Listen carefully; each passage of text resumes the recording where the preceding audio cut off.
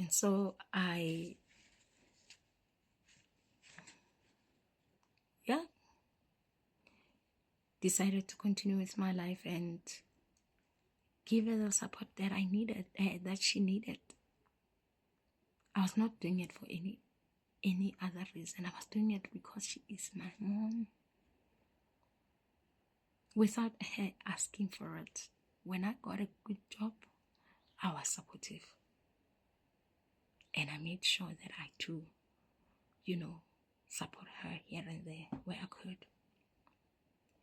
It gave me liberty, it gave me peace. And to this day, I'm always even say that God has given us a second chance. So if God gives you a second chance, please don't mess it around.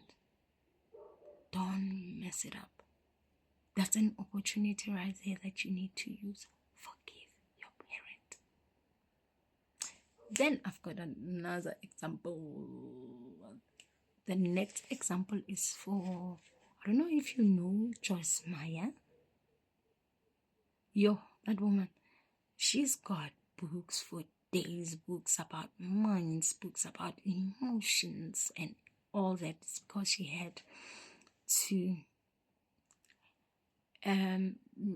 had to resolve a lot of issues with God, with what she had to go through in her life. So Joyce Meyer grew up and she was raped by her dad for most of her childhood. Daddy never asked for an apology up until when God was saying to her, look, I actually want you to take your parents, take care of them. Take care of your parents. They're about to die. And she bought them a house, a car, and whatnot, and she started supporting them. And then, as her dad, I think he was sick or something, and he spoke to her about the issue after a very long time. And he asked for forgiveness. Sometimes we don't even get that forgiveness, guys. And even though we don't get it, even though our parents are not around, for some of us, we need to still release that pain. We need to still release that pain, So it might be for different reasons that you, like different examples that people must forgive for. They might have abused you, they might have not answered questions, just like my situation, and there might have been favoritism in the family.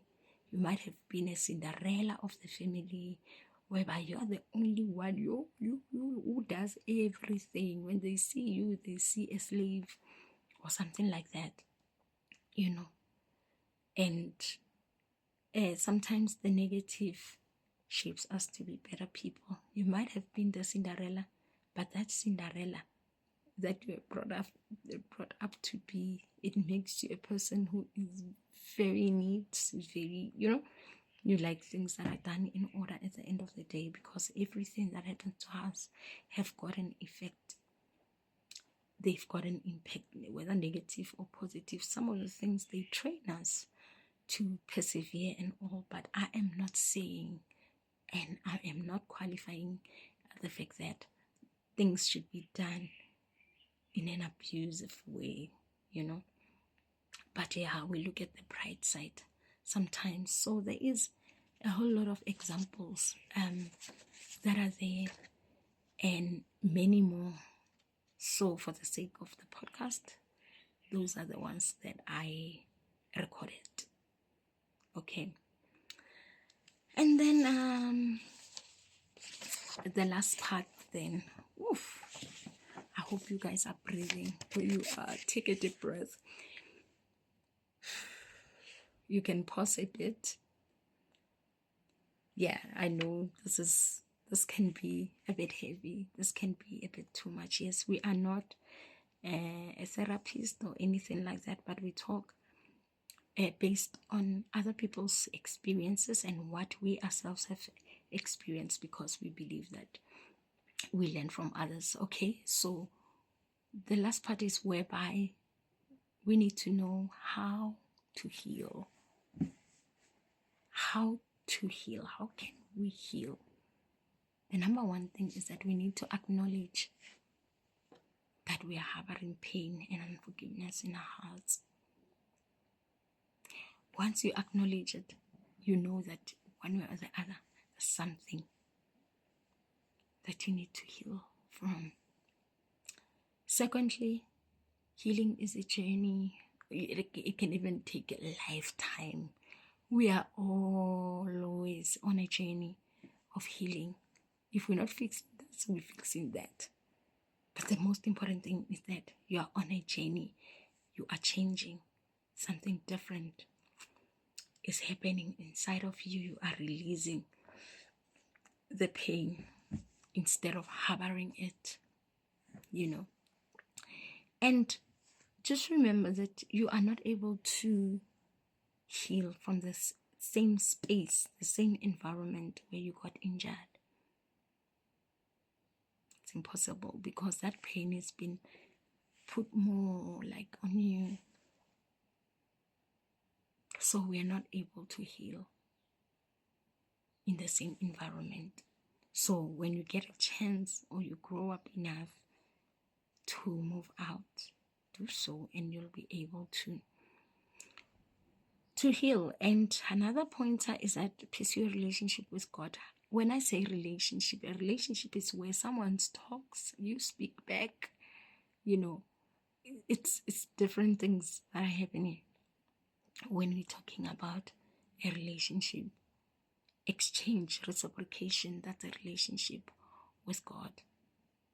And develop a relationship with yourself. When you have a healthy relationship with yourself, even as the Bible says that, love the Lord your God with all your heart, mind, soul, everything, alles, and love your neighbor as you love yourself. You cannot give what you don't have. So with true love, you draw it from God, and then you start by loving yourself, and then you give love to other people. Then you will be able to give that which you have. Because it's God is funny way of manifesting that which you have inside. From the abundance of the heart, the mouth speaks. What you have inside of you, believe you me, it manifests. And lastly, have a therapist. They will give you a perspective. They will help you to handle the weight of the trauma that you're dealing with. Then lastly, surround yourself with positive people who will encourage you. Don't joke around about your traumas and everything. Remember that you come first. Remember that you are everything to you. Be everything you're supposed to be to you. Forgive your parent. Just do it.